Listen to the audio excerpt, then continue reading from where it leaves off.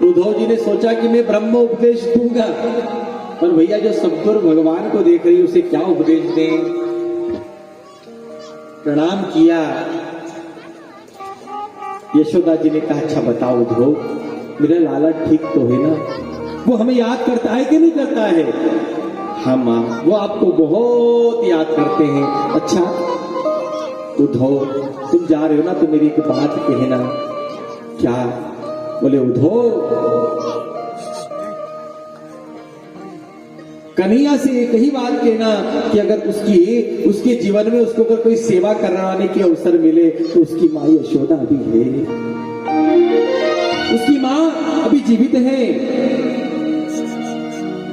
भले ही मैंने जन्म नहीं दिया, लेकिन है तो वो मेरा ही, ये तो वो मेरा ही। यशोदा जी इतना कहकर रो पड़ी।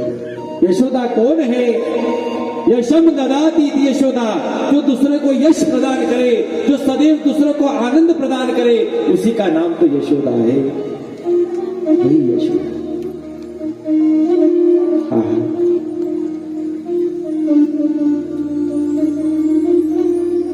आगे बढ़े, सोचा गोपियों से मिलूं। सब गोपियां एक जगह पर इकट्ठी हो जाती हैं, रोज शाम सुंदर को याद करती हैं। एक गोपी बात कर रही थी, अरे वो कैसा कपटी है। इतने में राधा जी के सामने एक भंवरा आया। कौन आया? भंवरा। वो भंवरा आकर पैरों के पास आया तो राधा जी कहने लगे, अरे भंवरे तू भी हमारे प्रेमी की तरह काला है, तू भी कपटी है, बाहर से भी काला है और अंदर से भी उसकी तरह कपटी है। उद्धव ने जाकर कहा, देवियों वो ब्रह्म नहीं, वो तो ब्रह्म है, उसका भजन करो, उससे प्रेम मत करो। दादाजी ने कहा, उद्धव ये उद्धव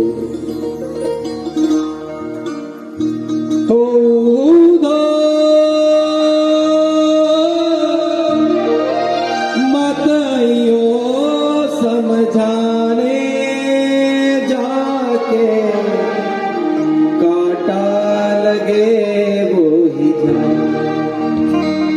वो जाके काटा लगे वो ही।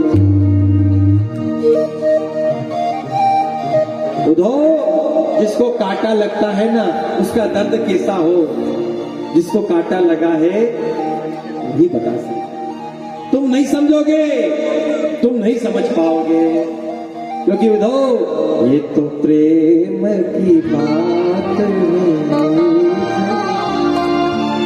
वो बंदगी तेरे बस।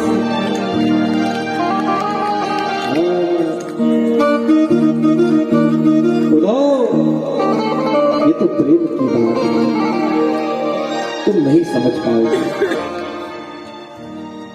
तो धन्य है उद्धव, महापंडित बनकर गए थे, महाज्ञानी बनकर गए थे, लेकिन भैया प्रेम के आगे प्रेम बजाई डूब डूबी, प्रेम के आगे उद्धव का ज्ञान बिल्कुल थोड़ा सा रह गया, बिल्कुल थोड़ा सा रह गया। उद्धव जो मथुरा आए और मथुरा आकर कन्हैया को खूब खरी खोटी सुनाई। अरे कन्हैया तुम कितने निष्ठुर हो, तुम कितने कपटी हो, अरे तुमने माँ यशोदा के प्रेम को भुला दिया, तुमने गोपियों के प्रेम को भुला दिया। भगवान तो भगवान है।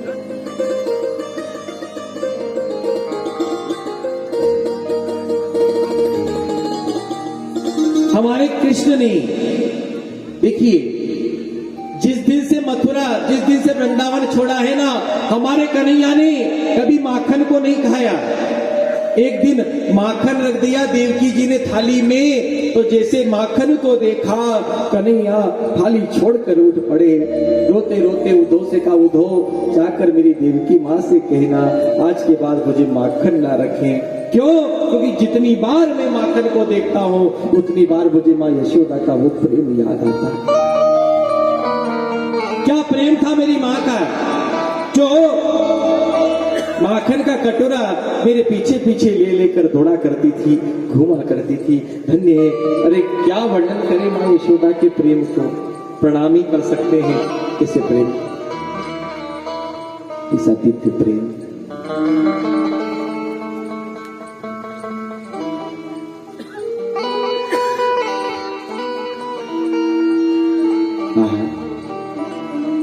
भगवान मथुरा में विद्याधन पढ़ने के लिए उज्जैन नगर गए और वहीं पर 17 बार जरासंध ने 17 बार मथुरा नगर पर आक्रमण किया। कितनी बार? सेना इकट्ठी कर करके लाता। अच्छा, भगवान ने जरासंध को नहीं मारा, क्यों? बोले इसको छोड़ दो। क्यों? क्योंकि ये सबको इकट्ठा कर करके लाता जाएगा और अपन इसको मार देंगे तो फिर इकट्ठा करेगा कौन? बोले तू लेता, सबको इकट्ठा करके जरासंध लाता, एक के बाद एक सबको 17 बार आक्रमण। एक बार तो उस जरासंध ने, जरा ध्यान से सुनिए, उस जरासंध ने 11,000 ब्राह्मणों को एकत्रित किया और 11,000 ब्राह्मणों से कहा, सुनिए महाराज, आप मेरे लिए अनुष्ठान करिए। कौन सा? कि अगर हम विजय हो गए तो हम सब आपको ब्राह्मणों को माला माल कर देंगे, और अगर हम हार गए तो फिर सब ब्राह्मणों की गर्दन। ब्राह्मणों ने कहा गजब फंसे रहे भाई, का संकल्प कर लिया ऐसा। अब ब्राह्मणों के हित की रक्षा के लिए हमारे भगवान ने विचार किया कि क्या करें, तो भगवान आज रण छोड़कर भाग गए, इसलिए भगवान का नाम पड़ गया। बोले रण छोड़ राय भगवान की जय। रण छोड़ पड़ गया, रण छोड़कर भाग गए। आहा, सुखदेव जी कहते राजन, काल्यवन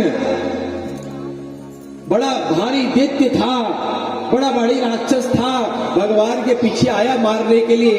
अब तो भैया काल्यवन को मारने के लिए भगवान ने मुचकुंद जी सो रहे थे गुफा में, अपना काला पीतांबर ओढ़ा दिया। काल्यवन ये समझकर गया कि यहाँ पर कृष्ण सो रहा है, एक लात मारी। क्यों रे भाई, युद्ध करके भी कोई सोता है क्या? युद्ध के समय किसी को नींद आती है क्या? चल उठ, युद्ध कर। बार बार मारने लगे। मुचकुंद जी महाराज उठे और उठकर जैसे दृष्टिपात किया, वो काल्यवन जल के भस्म हो गया। क्योंकि मुचकुंद जी को वरदान था। क्या वरदान था? कि जो भी मुझे देखे, जिसको मैं देख लूं। कई दिनों से सोए नहीं थे ना बेचारे, इसलिए उनको वरदान। आहा, बार बार आक्रमण हो रहे थे, तो भगवान कृष्ण ने सुंदर नगरी का निर्माण किया और उस नगरी का नाम हुआ बोले द्वारिकाधीश भगवान